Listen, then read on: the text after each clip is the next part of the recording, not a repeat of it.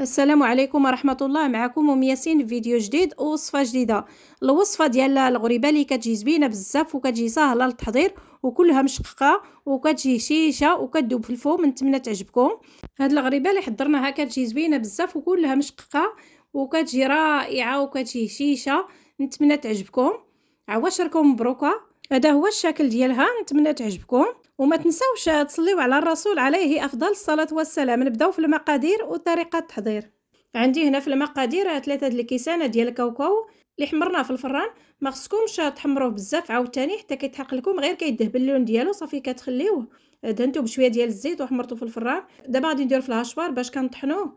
ما كنطحنوش حتى كيولي لنا بحال املو اولا بخانيني. كنطحنوه غير كيهرمش لينا، كيجي بحال السميده صافي كنخليه.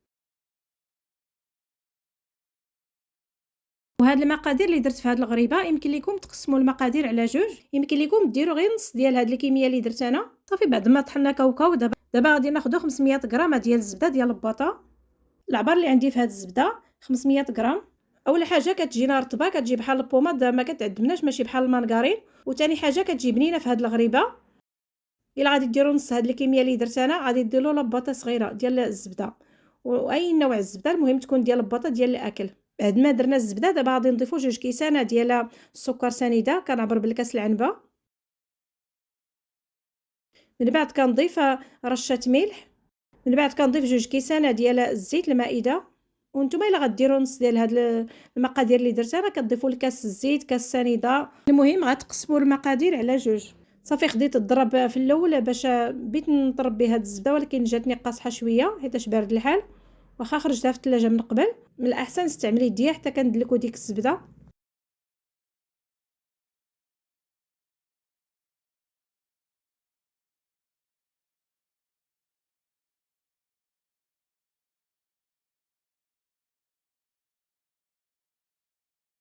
صافي بعد ما حكينا الزبده مزيان حتى جاتنا بحال البوماد، دابا غادي نبدا نديرو كاكاو اللي طحناه من قبل. هانتوما شوفوا بعد ما طحناه كيجي بحال هذا الشكل هكا، كيجي بحال السميده. طحناه حتى جا بحال السميده واللون ديالو زوين. غادي نضيفوا واحد الاضافه لهذا الكاوكاو. ملي غادي تاكلوا الغريبه غادي تجيو بحال الا درتوا ليها اللوز ماشي كاوكاو. دابا غادي نضيفوا واحد الفلونه ديال الكراميل. هاد الاضافه اللي قلت لكم كتخلي لينا الغريبه ديالنا بحال الا درنا فيها اللوز، ما غاديش تعرفوا باللي درنا ليها الكاوكاو. مشات ليا اللقطه ملي خلطت الكاوكاو والكراميل مع المقادير اللي درتهم من قبل، مشات ليا ديك اللقطه، ولكن ماشي مشكل. المهم خلطناه مزيان. خلطنا داك الكاوكاو والفلون ديال الكراميل مع المقادير اللي درتهم من قبل حتى تخلطوا مزيان. من بعد دابا غادي نبداو نديرو الدقيق الفورس اللي كيكون من النوع الجيد اللي غربلناه. كنعبر بالكيسان العنبه. دابا غادي نعطيكم حتى الدقيق بالعبار ديال الكاس العنبه. العبار اللي درت انا كديروا 10 د الكيسان ديال العنبه ديال الدقيق. انا درت 10 ديال الكيسان وخاصني الدقيق مازال، زدت الكاس واحد مازال، يعني 11 الكاس اللي درت. وانتم ديروا 10 د الكيسان في الاول. الا تجمعت لكم الغريبه ديالكم صافي كتخليوها. الا ما تجمعتش لكم باقي خاصها شويه داك الكاس كتضيفوه شويه بشويه. انا 11 الكاس اللي درت في هذه الغريبه الطحين كنعمرهم حتى لهاد الحاد اللي كيبان لكم في الفيديو. جاني هو هذاك، ولكن الدقيق كتختلف النوعيه ديالته. كاين اللي كيشرب وكاين اللي ما كيشربش. نتوما ضيفوا 10 د الكيسان وداك الكاس الاخر ديروه شويه بشويه حتى كتجمع لكم الغريبه ديالكم. دابا الدقيق كنديروه شويه بشويه. كندير 2 كيسان حتى 3 د الكيسان وكنجمع حتى كتجمع ليا الحلوه. المهم قلت لكم غير العبار اللي درت ديال الكيسان. من بعد كندير 3 ديال الخمارات، كل وحده فيها 8 غرام. 3 ديال الخمارات ديال الحلوه. وانتم الا غادي تقسموا المقادير على جوج كتضيفوا 5 ديال الكيسان وداك النص كاس كتضيفوه شويه بشويه وكتضيفوا خماره ونص ديال الحلوه. صافي دابا كندير الدقيق شويه بشويه. داك العبار اللي عطيتكم الكاس العنبه كنضيفوه شويه بشويه حتى كتجمع لينا العجينه ديال الغريبه. من بعد غادي نوريكم القوام ديالها كي كيجي.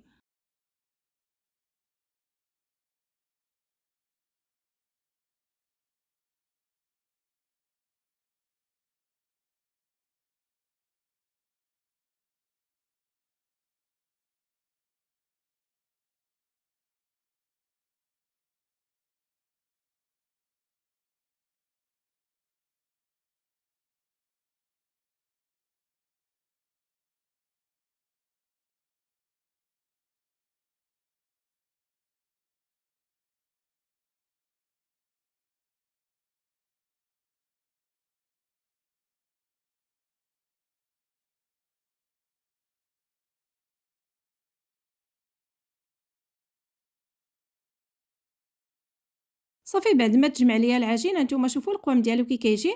ملي كنعجنو كنجربوه باليد الاخرى، الا ما كيلصق لياش ليا في داك اليد الاخرى صافي كنعرفوا بلي بركه عليه. المهم 11 الكاس اللي درت كما قلت لكم في الاول. دابا حطيت اللاطه، فرشت ليها ورقات السوفي غيزي. الا عندكم الا ما عندكمش يمكن لكم ترشوها غير بشويه ديال الدقيق، حيتاش العجينه ديال الغريبه فيها الزبده ما غاديش تلصق لكم. كنغطيوها بالبلاستيك الغذائي باش ما ينشف لياش العجينه ديال الغريبه.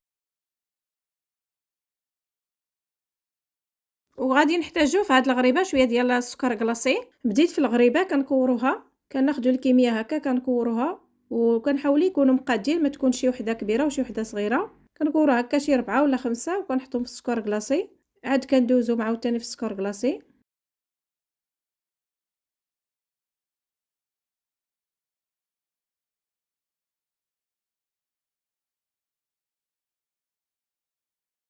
دابا كندوزهم في السكر كلاصي وكنسوسهم شويه باش ما يبقاش فيهم داك السكر بزاف، وكنبسطهم غير واحد شويه بحال هكا. كناخذوا الغريبه نفندوها في السكر كلاصي، من بعد كنسوسوها باش ما يبقاش فيها داك السكر كلاصي بزاف. من بعد كنبسطوها شويه. في الاول كنكورو غير 5 ديال الغريبات ولا 6 وكندوزهم في السكر كلاصي، وتنمشي باش نغسل يديا باش ما نعمرش الغريبه ديالي بالسكر كلاصي. الطريقه صعيبه شويه ولقيت هذه الطريقه اللي زوينه. كنكورو كميه كثيره في الغريبه بحال اللاطه هكا عامره، كنكوروها كامله ونحطها في البلاطو. من بعد كندوزوها في السكر كلاصي. ملي كندوزوها في السكر كلاصي حتى كتعمر ليا اللاطه، عاد عاوتاني كنمشي كنكوروها. اما هكا كل 6 ولا 5 خصني نغسل يديا. كتجينا العمليه صعيبه شويه. هذه الطريقه اللي زوينه.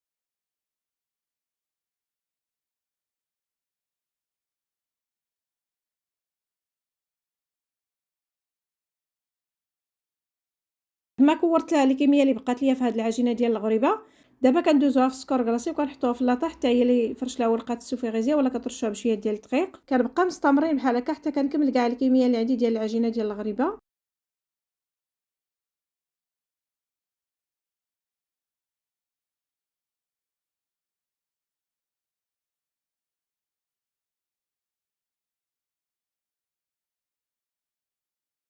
بعد ما كملت الكميه اللي عندي ديال الغريبه، دابا كناخذوا ابيض البيض كنضربوه بالفرشيط. وغادي نحتاجو هنا شويه ديال اللوز، غادي نزينو بها الغريبه ديالنا. كما كيمكن لكم تخليوها غير هكاك سامبله. كناخذوا اللوزه هكا كندوزوها في ابيض البيض، عاد كنلصقوها في الغريبه، حيتاش بعض المرات الا ما درناش بحال هكا كيتحيدوا ليا داك اللوز منها وما كيبقاش فيها. داكشي علاش كنديروا ابيض البيض. ملي كنديروا ابيض البيض هو كيلصق لينا اللوز وما كيتحيدش لينا نهائيا في هذه الغريبه. كنبقى مستمرين بحال هكا حتى كندير لهم اللوز كاملين. الغريبه باين فيها باللي ناجحه، غير كنضغطوا على اللوز وكتشقق لينا قبل ما طيب. بعد ما غادي نسالي الكميه اللي عندي ديال الغريبه، كندخلها للفران اللي سخنته من قبل.